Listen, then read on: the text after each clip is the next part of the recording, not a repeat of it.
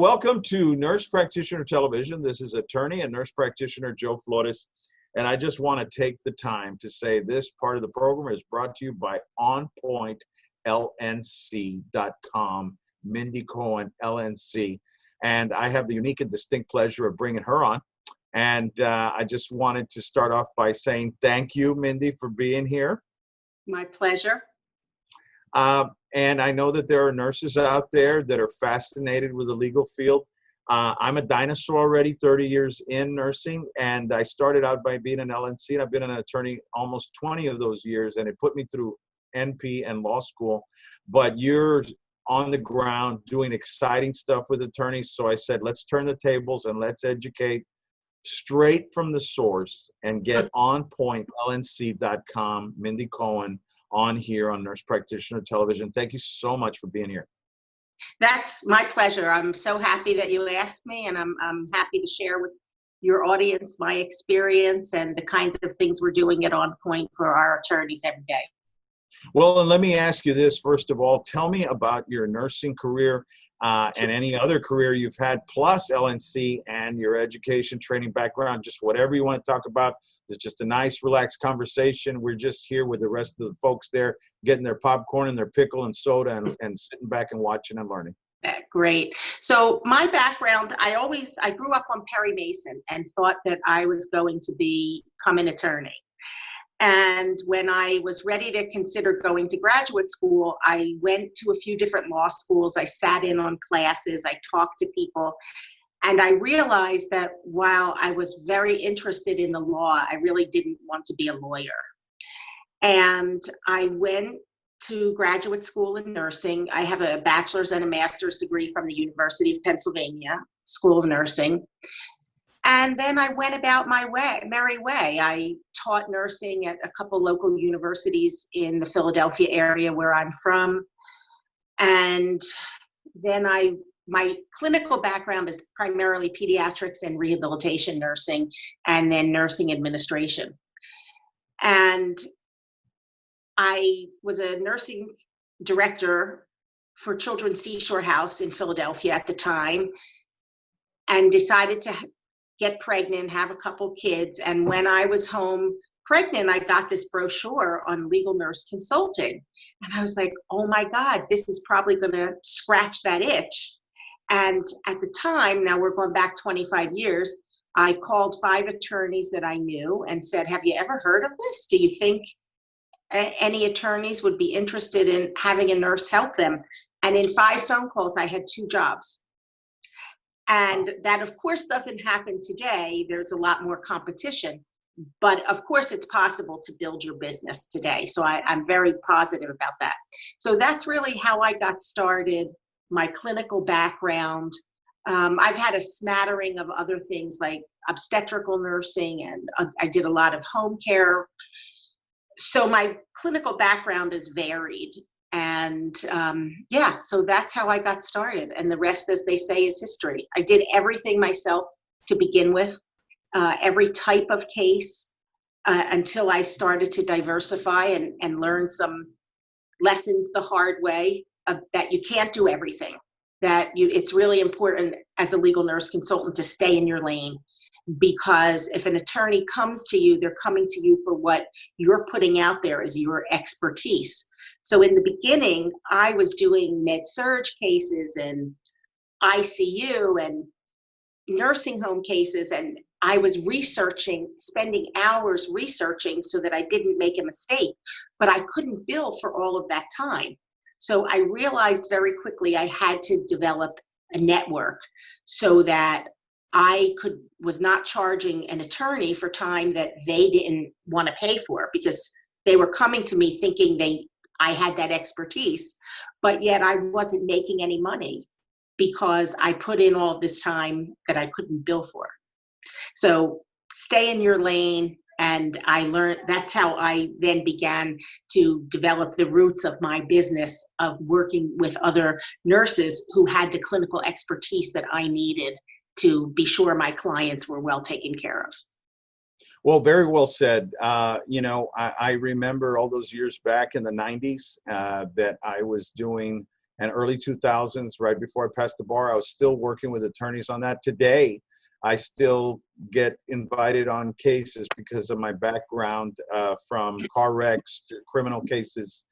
So they're, wanted to talk about some of the specialties and basically talk about your training experience, knowledge, how it equates back to you using that work product, and you're knowing what attorneys think. A lot of nurse practitioners don't know attorneys, and that's why I wrote a course, a very fundamental course, and kind of told them what attorneys want, Sure. And but getting it from your unique background, can you tell us a little bit about, you started to tell us about your business and that you made some hiccups and mistakes like we all do. I did it, and you learn from them and you pick yourself back up.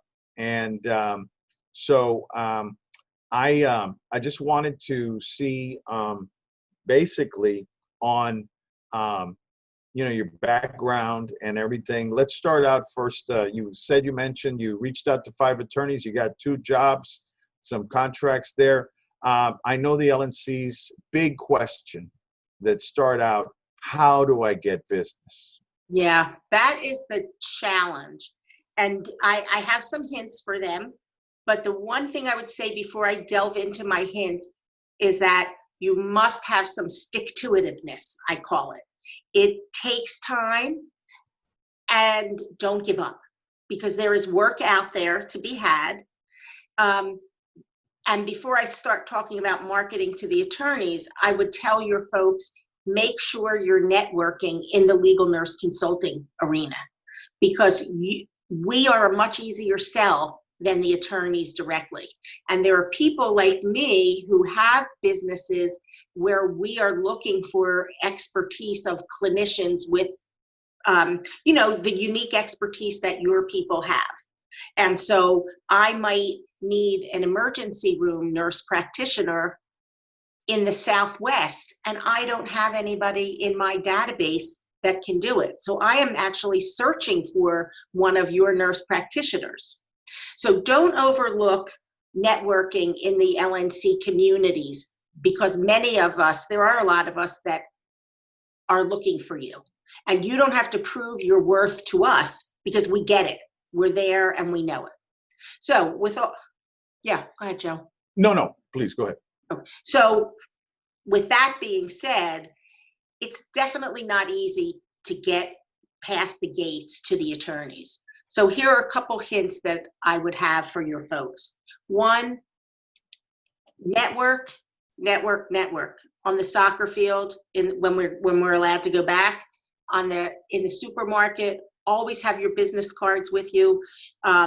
My husband has brought me business from people he sat next to on the train. So make sure your partner has your business cards and is well versed on what you do, because these things work.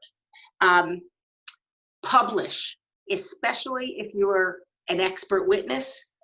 Get published.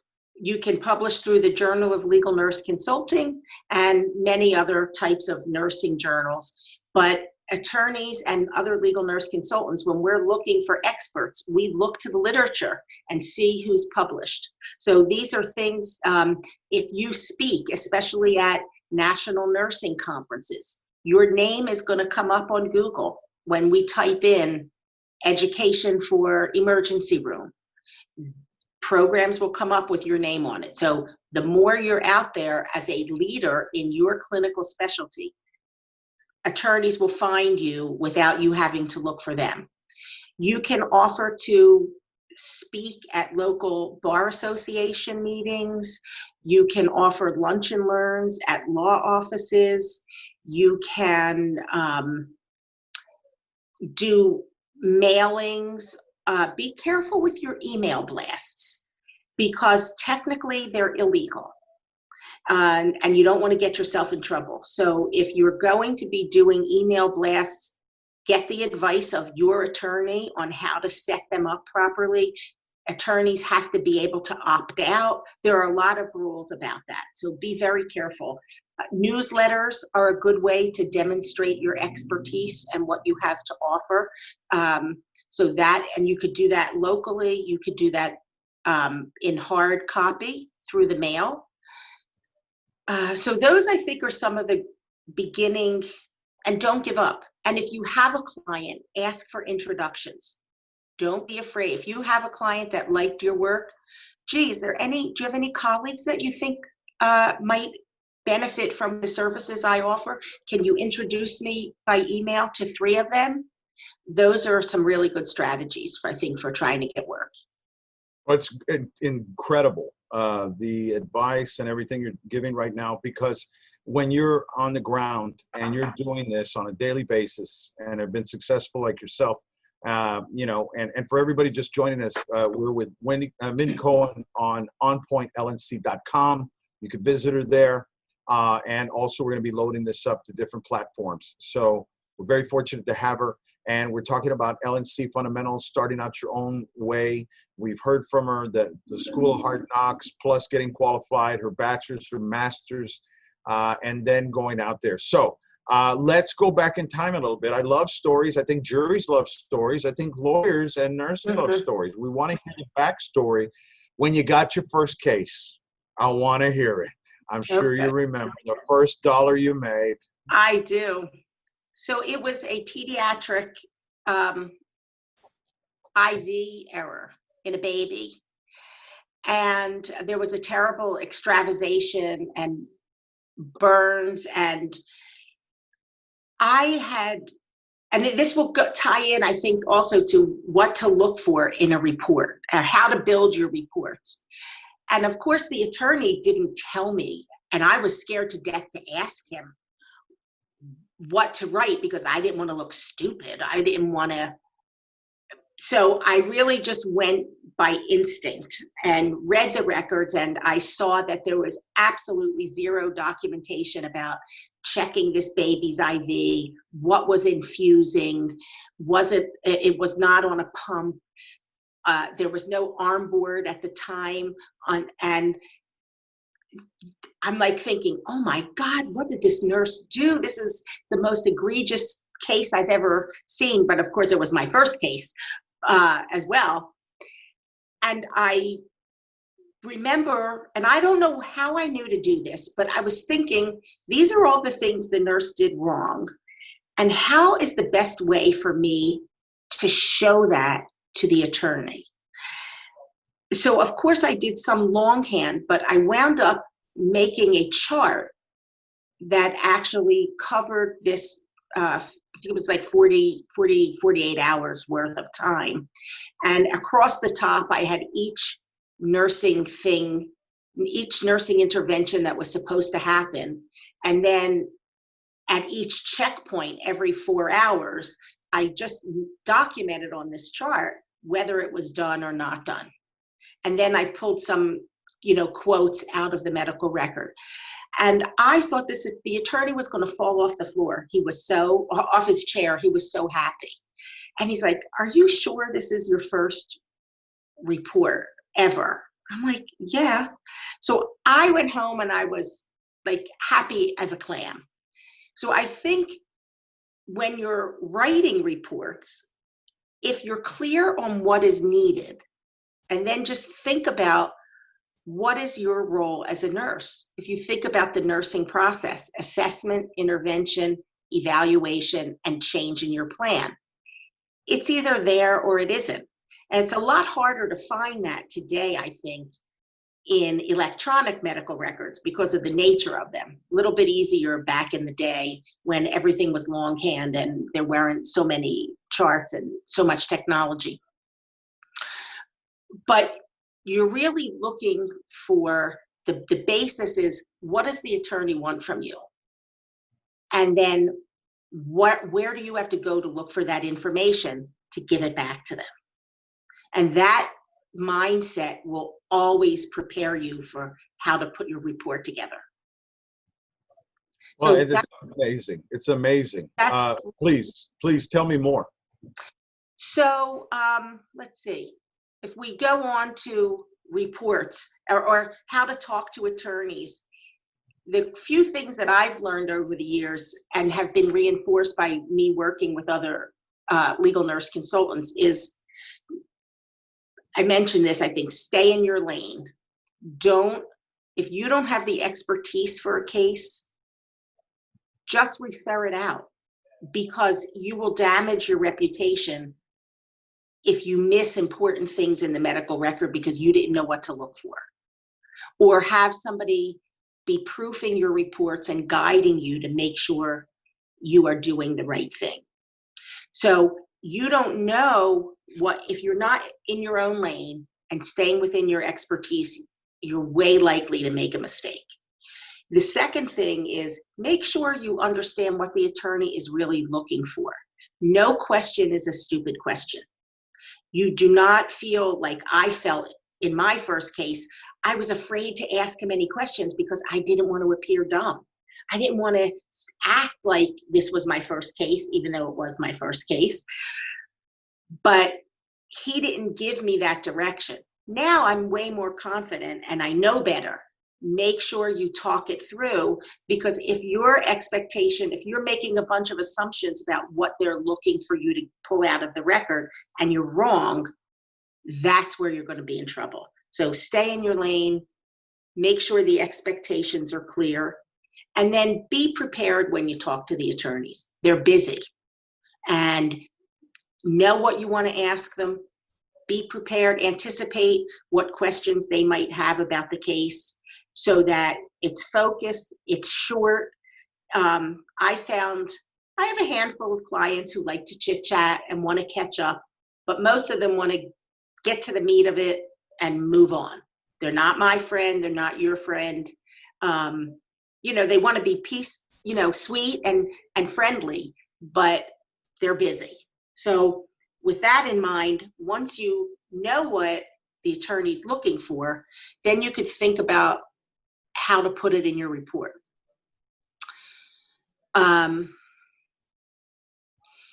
There are a few different ways to approach a report. So one could be a chart, either in Word or Excel, with the date, the time, the page number, the facts out of the medical record, and then some commentary. Or maybe the attorney doesn't want a chart, maybe they want it longhand. Maybe they want it in chronological order, or maybe they want you to summarize each provider and what that provider did in chronological order. So again, don't be afraid to ask, because of all of my clients, they all like something a little bit different. I have one attorney that wants every single visit documented, even if it's an annual physical that has absolutely nothing to do with their case. They want to know every visit. And then I have other attorneys that say, I don't really care if this client had a cold. I don't want to know that he went to the doctor for a cold. I only want you pulling out the information that's relevant to the visits related to this car accident. So again, the way you formulate your report is going to depend on what the attorney wants. So that is my advice on that. I have not over the years come across too many people who like Excel. So we do all of our chronologies in charts in Word. So that will be your preference and the attorney's. And then whenever you're doing any kind of a report, if you're summarizing it as to what are the key points, you want to make sure that you compare your summary with your chronology. So if you're coming up with 5 conclusions, is the documentation to support each of those conclusions in your chronology? Because that's what the attorney is going to look for. That's what he wants to know, that there's documentation to support whatever you're telling him is what I call the so what. All right, now you've done this chronology, you've done a timeline. What does it all mean? I don't know. So you want to make sure there's consistency between the detail and your conclusions. And there was one other idea that I wanted to tell you.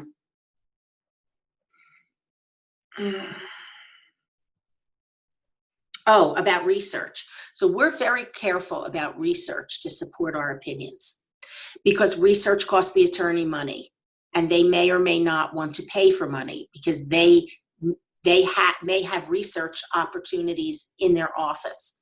So if I come across something that takes me 10, 15 minutes to research a condition or to research a treatment, I'll do that. But I do not do 2, 3, 4 hours of research and then charge the attorney for that. Even though it will enhance my report, I just don't do it. Now, talk to other legal nurse consultants, they might tell you something different. But I'm very careful with how I spend my clients' money. If I see something's taking a lot of hours, I give them a courtesy call to say, here's where I'm at, because I want to be paid down the road. So I don't want to go off on some research rabbit hole that they may or may not appreciate, and then I'm going to risk not getting paid as well. So be careful with your research. Make sure you get approval to do that. So those are my thoughts about what's important, how do you talk to an attorney about a case, and then how do you take that information and put it into a report. That's amazing. And thanks for the input. And you're listening to Mindy at OnPoint, LNC.com. And for more information, you can contact me too, Joe at flotuslawfirm.com. And we've got a great introductory course that comes from my, interviewing people like Mindy, and also my experiences. And then as an attorney, having worked with LNCs on a monthly basis, at least from criminal to civil to administrative, from nursing board to health fraud to the opioid crisis. And in a little bit, we've got about 10 more minutes in the interview. We'll change gears and talk about some of the cutting edge stuff that Mindy's working on. But burning question right now, even now, I've got some texts that are coming in. They're saying, okay, that is great. The so what and all that about, looking at that burning answer, how to do the work product. You've given some great gems there, but they're saying, but now they hired me, Mindy, and they want me to testify in open court or do depositions. I don't even know what a deposition is. What do I do? Yeah. So the first thing you do is make sure you understand when you're hired, if you're hired as a behind the scenes consultant or as a testifying expert. So you do not want to be surprised thinking that you are being hired behind the scenes, and then the attorney said you get a notice for your deposition when you're scared to death and you would have never agreed to testify. So make sure you understand that right up front. And some attorneys, honestly, they don't even understand what they're hiring you for, because they are making an assumption that, of course, you're going to testify. And so they don't bring it up. And you're making a similar assumption that they're hiring you to screen a case. And so you don't bring it up. So from the beginning, be clear. There are many resources for tips. There are many articles on how to testify, what a deposition is, whether, and also some of you might have experience testifying, but not doing video depositions. So now we're in this world of COVID and everything's being done online and remote. So you not only have to learn how to be deposed, but how do you do well on a video, on a Zoom call that's going to be preserved, and you might see that played back to you in the courtroom if the case goes to trial. So there are a lot of resources out there.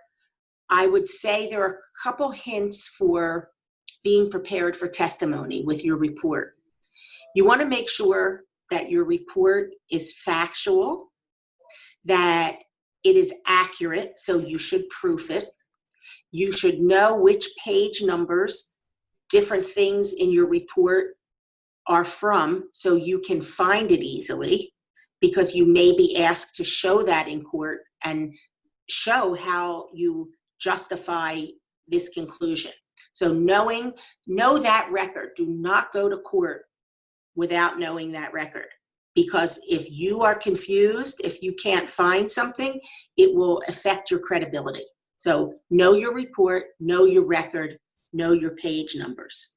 And here's another thing. You must be prepped by your attorney. The attorneys are busy. Do not let them have you come to court without a minimum of 1 to 2 hours on the phone if not in person. And they need to go over your report, what you're going to testify to, and what are the challenges to their case that you need to be prepared for for opposing counsel. So those are some of the minimum expectations in terms of being prepared for deposition or trial. Because once you're up there, you're on your own, especially in deposition. The attorney is rarely going to have an objection like in court and limit and stop the deposition. So you need to know the record, be prepared, make sure that the attorney has prepared you to the point that you're comfortable with. It benefits them for you to be prepared. That is just the worst nightmare, to go to depo or trial and not know what you're talking about. And because it's scary. It's scary up there the first few times. And the better you know the record, the less nervous you'll be, because you'll be confident. And then I also think you have to be clear with yourself and your attorney what pieces of the case you can support. We had a case that involved a fall, and with a severe injury. And the attorney only wanted our expert to say that this patient should have used a Hoyer lift. And our nurse said, nah, I mean, they could have, but it wasn't required. So she was willing to say that this was a person that should have been moved with a 2-person assist, but she wouldn't go so far as to say they should have had a Hoyer lift for the ultimate of safety. So when you're looking at a case, you have to know what you're willing to say and not say, and then make sure you are emphatic, that you stand behind it, and that the other side doesn't push you off your point. So I think those are my few hints for deposition and testimony in general. And I don't want to go too far afield. The deal that we're looking at, and I'm just thinking right now, my mind is processing everything you've said, because it's bringing back, memories of when I was on the ground helping attorneys. And boy, I wish I'd hit it out of the park like you did the first time. They really had to educate me. And then I sent my product without permission. I faxed it and everything to them, and it becomes discoverable, right? Because they were thinking about designating me as an expert, and rookie mistake. And the guy, and I got to say it, it was a guy on a guy. The attorney wasn't much older than me, and he let me have it. And he wouldn't have talked like that to a lady, but he talked like that to me and said, wow. And then boom. And then I said, boy, I never did that again. And I learned the rules, because you got to learn the rules of the street. You got to be book and street smart for the court. And I just wanted to comment really quickly. You're right. As an attorney, I'll get an expert up there, and 1 second that the expert will look at the attorney for guidance. It depends on the tempo, but I'll say, don't look at him, look at me. I'm taking the deposition here, and he's not your attorney. He will not save you. And I'll say that, and the jury will whip snap and go, whoa, and then I'll go into, how much is he paying you an hour to say this? And that's NFL. This is no high school football. You're right about that. And Joe, I want to capitalize on something you just said that's so important. And my husband says this all the time. Good news in writing, bad news verbally. Don't ever deliver bad news in writing. If you can't support a case, it's different if you're behind the scenes and the attorney wants you to send him a report with the good news and the bad news in his case. But if you're an expert, you pick up the phone. No controversial news, no bad news about the case in writing. I mean, you just put the whole ball of wax there, and I hope everybody who's listening has put down their pickle, popcorn, and soda, and has been taking notes. But it is recorded. Thank goodness we'll be on TV and internet land. But in the 5 minutes we got left, this has just gone by. I am fascinated with, before we started filming, you told me that you're on cutting edge stuff right now at OnPoint, LNC.com. COVID, what's going on with the law on that you're going to get into with your attorneys?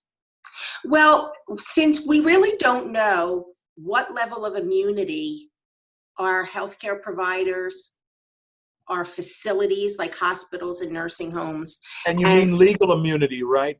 Legal, correct. And employers are going to have. So that's really up in the air now, whether you can, and whether the immunity is going to be blanket immunity for anything or just blanket immunity on COVID cases.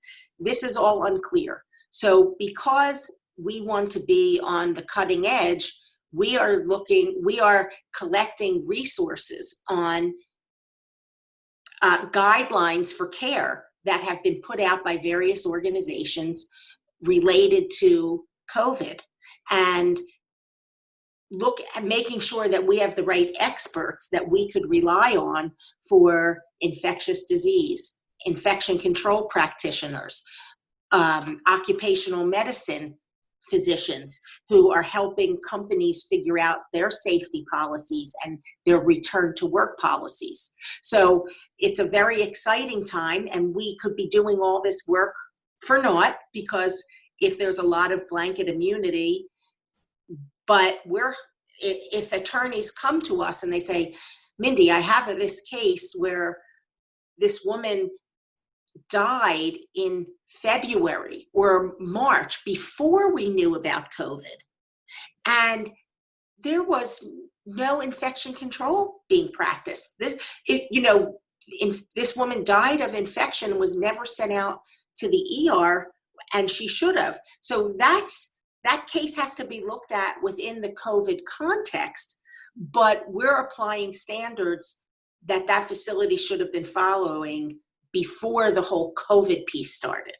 So sometimes it's going to be separating out, were these symptoms and were these issues related to COVID, or were they not related to COVID?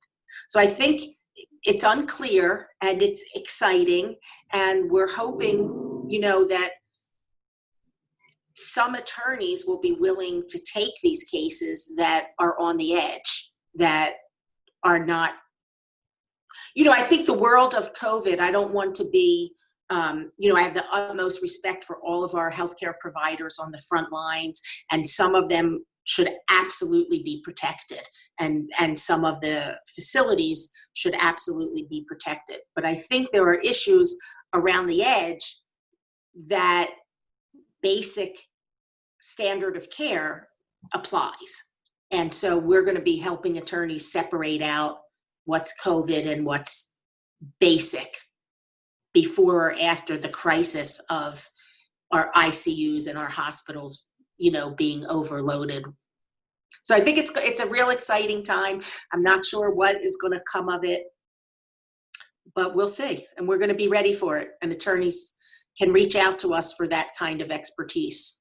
Absolutely right. And you've been listening to Mindy at OnPointLNC.com. You can also reach me, Joe, at FlotusLawFirm.com. We've got an exciting fundamental course that comes from me, an attorney who has worked with LNCs all my life and was an LNC before I went on. And we've brought on Mindy. And I'd just like to say, from an attorney's point of view, that I agree with her about COVID. There is going to be some immunity, but let's turn the tables a little bit and say, the nurses are going to be facing board complaints, whether frivolous or not. You've got families that are going to be ousted from the nursing home, from visiting. People are going to be dying alone.